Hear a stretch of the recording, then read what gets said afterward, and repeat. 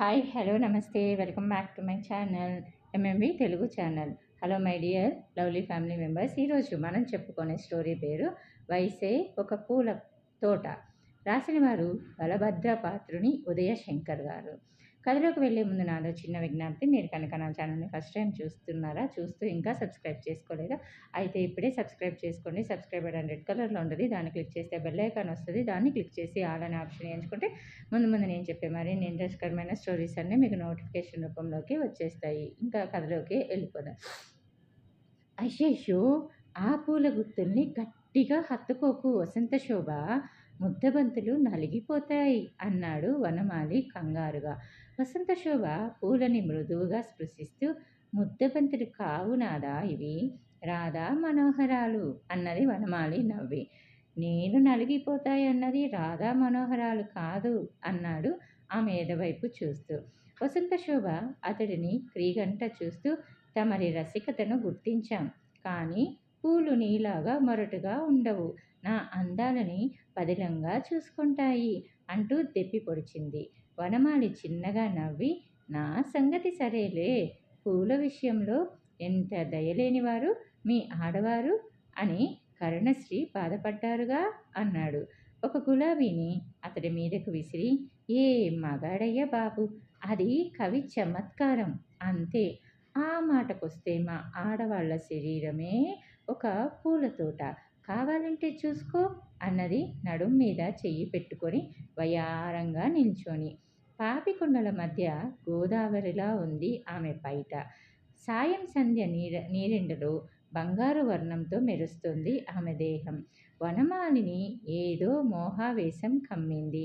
వసంత శోభను దగ్గరికి తీసుకొని ఆమె శరీరంలోని ఒక్కో భాగాన్ని తడుముతూ, నిజమే కదూ, ఈ కలువ కళ్ళు, సంపెంగ నాసిక, గులాబీ పెదవులు, మంకెనలు పూచినట్లున్న లేత చెక్కిళ్ళు, ముద్దబంతుల్లాంటి పరువాలు, బొండెమల్లెల నాభి, సహస్ర దళ పద్మం లాంటి అంటూ చేతుల్ని నడుం కిందకి పోనిస్తుంటే సిగ్గుతో వారించింది ఆమె. వనమాలి ఆమె చెవి దగ్గర నోరు పెట్టి, యావత్ సృష్టిలో ఇంతకన్నా అందమైన సుగంధభరితమైన పూలతోట ఎక్కడన్నా ఉంటుందా అన్నాడు గుసగుసగా. ఆమె గిలిగింతలతో మెలికలు తిరుగుతూ, అమాయకంగా కనిపిస్తున్నావని నన్ను నీకు కట్టబెట్టారు మా వాళ్ళు, నీ జోరు చూస్తుంటే చూపులతోనే గర్భధానం చేసేటట్లు ఉన్నావు అన్నది కిలకిలా నవ్వుతూ. ఆమె మాటలకు మరింత రెచ్చిపోయి ఆమె పెదవులని తన పెదవులతో లాక్ చేశాడు. ఆక్సిటోసిన్ హార్మోన్ల ప్రభావం చూపటం మొదలైంది. ఇరువురు తమకంతో పెనవేసుకునే క్షణంలో, ఏమర్రా, ఏం చేస్తున్నారు అంటూ చేతికర్ర తాటించుకుంటూ వచ్చాడు కామయ్య. ఉలిక్కిపడిన భార్యాభర్తలు కౌగిలి నుంచి విడివడి ఉసూరుమంటూ చూశారు. ఆ వెనుకే వచ్చిన కామేశ్వరమ్మ, ఇంటి నిండా జనం ఉన్నారని వీళ్ళని నేనే తోటకు రమ్మన్నాను, ఇక్కడ వాళ్ళకి ఏకాంతం లేకుండా చేస్తావా చుప్పనాతి అని భర్తని కొట్టినంత పని చేసి, మన రోజులు కాదు, ఏ అర్ధరాత్రో అదరాబదరగా సంసారం చేయటానికి, ఈ కాలం జంటల శృంగారానికి రాత్రి లేదు పగలు లేదు అని ముసిముసిగా నవ్వింది.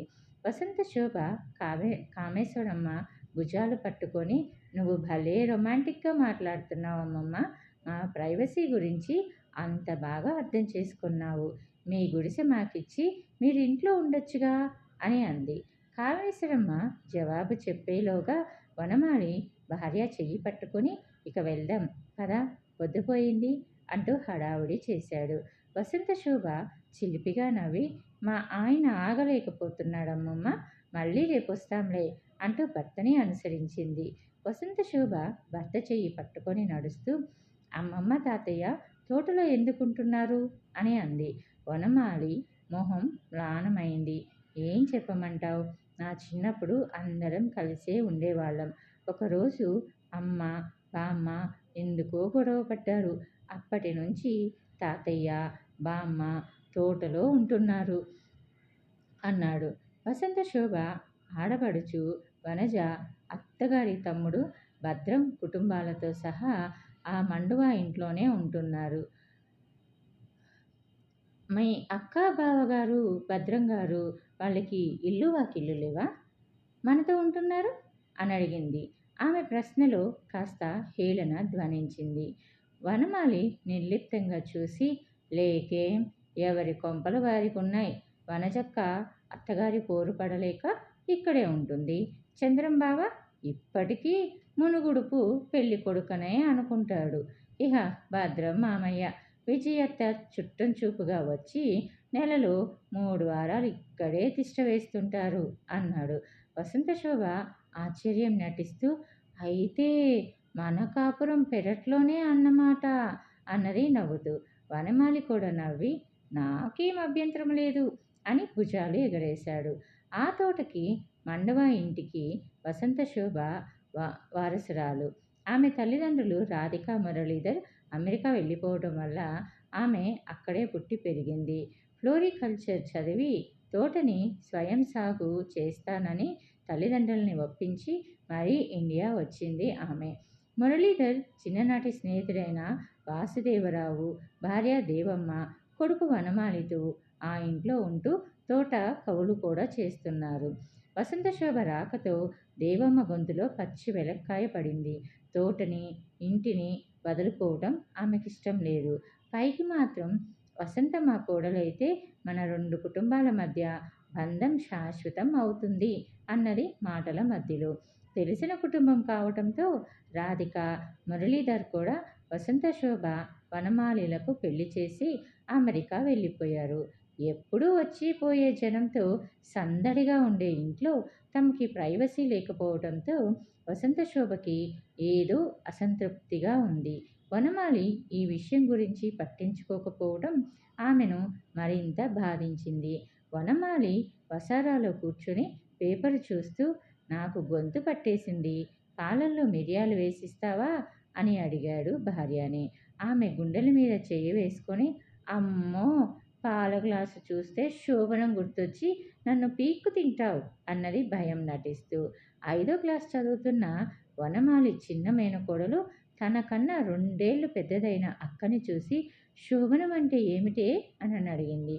వనజ చిరాగ్గా చూసి, పిల్లలున్నారు, కాస్త చూసి మాట్లాడు వసంత అని పిల్లల్ని అక్కడి నుంచి తీసుకెళ్ళింది.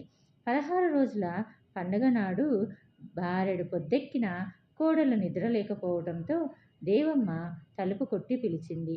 వసంతశోభ షార్టు, స్లీవ్లెస్ టాపు వేసుకొని పెరట్లోకి వచ్చింది. భార్యని చూసి గుటకలు మింగుతూ, లోపలికి పద, లోపలికి పద అన్నాడు వనమాలి.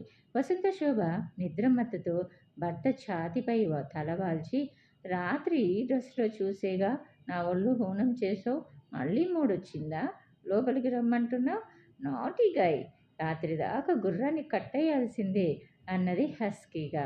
అతడు తల బాదుకొని, అబ్బా అది కాదు, ముందు లోపలికి పద అని పెళ్ళాన్ని లోపలికి లాక్కెళ్ళాడు. విజయ ముక్కు మీద వేలేసుకొని, అదేంటి వదినా, ఎంత అమెరికా అమ్మాయి అయితే మాత్రం మరీ కురచబట్టలు వేసుకొని పెరట్లోనే మొగుడితో అని అటు ఇటు చూసి, నిన్న ఏం చేసిందో తెలుసా, పెద్ద తొట్టి నిండా నీళ్లు పోసి ఉంచానా, 3 పిల్లలు సిగ్గు లేకుండా తొట్లో సరిగంగా స్నానాలు చేశారు. చీపాడు, ఎవరన్నా చూస్తారన్న ఇంగితం కూడా లేకపోయే అని బుగ్గలు నొక్కుకుంది. కోడలు చేష్టలు చూస్తుంటే దేవమ్మకి కూడా హృదయం రగిలిపోతుంది. గట్టిగా చెబితే ఈ ఇల్లు, తోట నావి, నా ఇష్టం వచ్చినట్టు ఉంటాను, మీకు నచ్చకపోతే మీరే వెళ్ళిపోండి అంటుందేమో అని భయం దేవమ్మది. దేవమ్మ తల పట్టుకొని, పెద్దపకాలం, పెదప బుద్ధులు, ఏం చేస్తాం, అయినా చెప్పి చూస్తాను అని నిట్టూర్చింది. ఆ రాత్రి కరెంటు పోయినప్పుడు అందరూ ఆరుబయట మంచాల మీద కూర్చొని కబుర్లు చెప్పుకుంటున్నారు. వనజ పిల్లలకు అన్నాలు పెడుతుంది. వసంతశోభ స్నానం చేసి వచ్చి మంచం మీద కూర్చుంది. కాసేపటికి వనమాలి వచ్చి భార్య పక్కన కూర్చోబోయి తూలి ఆమె ఒళ్ళో పడ్డాడు. ఆమె భర్తని పట్టుకొని, తెల్లవార్లు తమని మోస్తూనే ఉన్నాగా ఇప్పుడు కూడా తప్పదా ప్రాణనాదా అని నవ్వింది. ఆ మాటలకు అందరూ ముసిముసిగా నవ్వి, అసలు ఈ పిల్లకి సిగ్గులేదా అనుకున్నారు. భద్రం కొడుకు ఒక అడుగు ముందుకు వేసి, నీ సెన్స్ ఆఫ్ హ్యూమర్ సూపర్ అక్క అంటూ ఫోన్లో టపటపా ఫోటోలు తీశాడు. కోడలి దూకుడు చూసి దిమ్మ తిరిగిన వాసుదేవరావు దేవమ్మ వైపు చూసి సైగ చేశాడు. ఆమె వసంత శోభని లోపలికి తీసుకెళ్ళి, ఇది అమెరికా కాదు, నలుగురు మధ్య ఉన్నప్పుడు ఒళ్ళు మరిచి ప్రవర్తించకూడదు అని కాస్త ఘాటుగానే హెచ్చరించింది.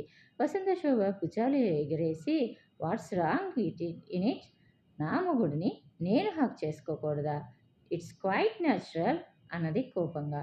ఆ ప్రవాసం చూసిన వనమాలికి బుర్ర తిరిగింది. భార్యని గట్టిగా అంటే పడక మీద పస్తుంచుతుందని మౌనంగా ఉన్నాడు. ఆ రోజు రాత్రి వసంత శోభ 10 గంటలు కాకుండానే పడక గది తలుపులు వేసింది. అప్పటికి పిల్లలతో సహా అందరూ మేల్కొనే ఉన్నారు. లోపల నుంచి వినిపిస్తున్న నవ్వులతో, నయాగారాలతో వారిలో ఉక్రోషం రగిలింది.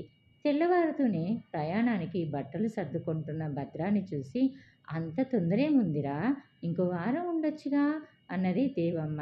భద్రం భార్య చేతులు తిప్పుతూ, వద్దులేమ్మా, ఇక్కడే ఉంటే మీ అమెరికా కోడలి వెకిలి చేష్టలు చూసి పిల్లాడు పాడైపోయేలా ఉన్నాడు అన్నది.